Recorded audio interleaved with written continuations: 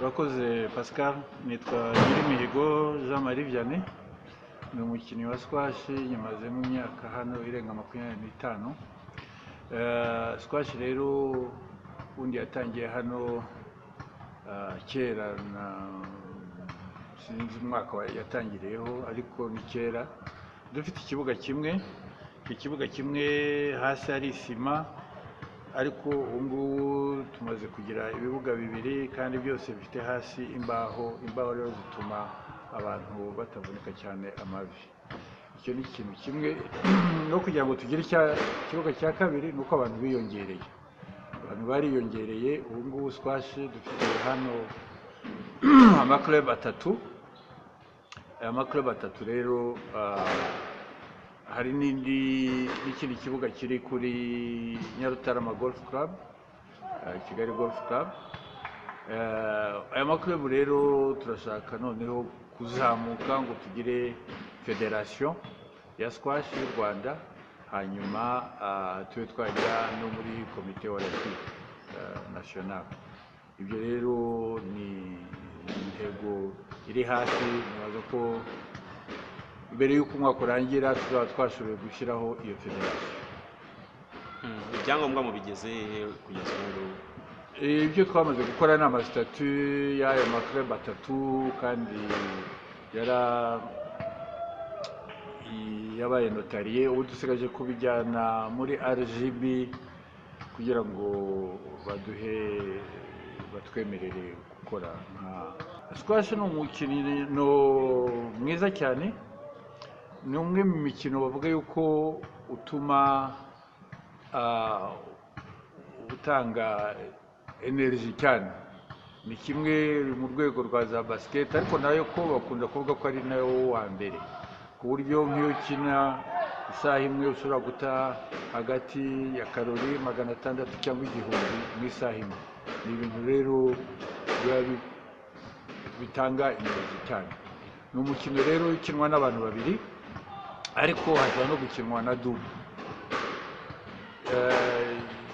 Bwa mbere ni uko umupira dukina rakete, zifite nyine rakete yazo ubwayo ya squash usanga itandukanye n'iya tennis.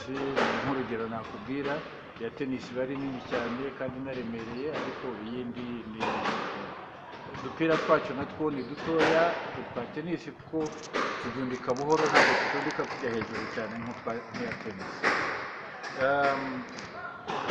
Gukina rero ni uko iyo mukina muri babiri mugomba gukina mukubita umupira, umwe awukubita undi awusubiza, undi akubita undi awusubiza, kugeza igihe umwe adashoboye kuwugarura, cyangwa se akawukubita ukajya hanze y'imirongo cyangwa se munsi y'umurongo wo hasi, utuma icyo gihe atakaza amanota. Iyo rero umaze gutsinda cyangwa guhindura uruhande, mubanza mugaseriva muri ku ruhande rumwe, wamara gutsinda ukajya ku rundi ruhande. Ikindi ni uko iyo umupira widunze kabiri, icyo gihe uwo muntu wagombaga kuwugarura aba atakaje inota. Nuko mu magambo make niyo mategeko ya squash. Uzagera mu gihugu hose? Yego, nibyo. Kubaka ibibuga birahenze, kandi urabona n'iki kibuga cyacu ni inkuta enye. Ahandi rero bafite ibibuga byiza, bashyiraho ibirahure ku buryo n'abantu bicara hanze bakabona ikibuga cyose bicaye, batagombye kuza kujya ahantu hitaruye nk'aha hejuru. Ariko ubundi icyiza ni uko twasaba abantu bose b'abaterankunga, ibigo bibishoboye bikubaka mu mashuri. Sare isaba ahantu hatoya kandi ntabwo inahenze cyane, ariko nuko gusa abantu batayimenyereye, yenda nize ekipuma nka za rakete yenda ntiziboneke, n'imipira yenda ntiboneke, ariko ubundi ni siporo ishobora gukinirwa ahantu hose, cyane cyane mu mashuri. Za university, simbona impamvu za university zose zitagira club.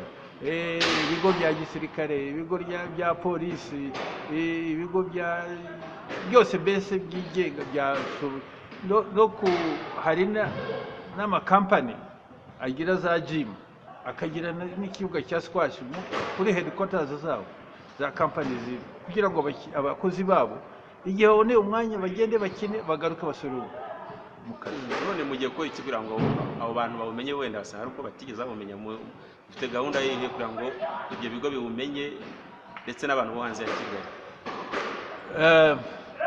Ubu ngubu tuzajya tworganiza amarushanwa tugerageze guhamagara abantu benshi bashoboye bayitabire tuyashyire mu bitangazamakuru nk'uko nawe wagize neza kuza kutureba. Ubwo rero ndibaza yuko ibyo nidutangira amarushanwa abantu bazayimenya kurusha tukazagira amarushanwa menshi nibura nk'ane mu mwaka.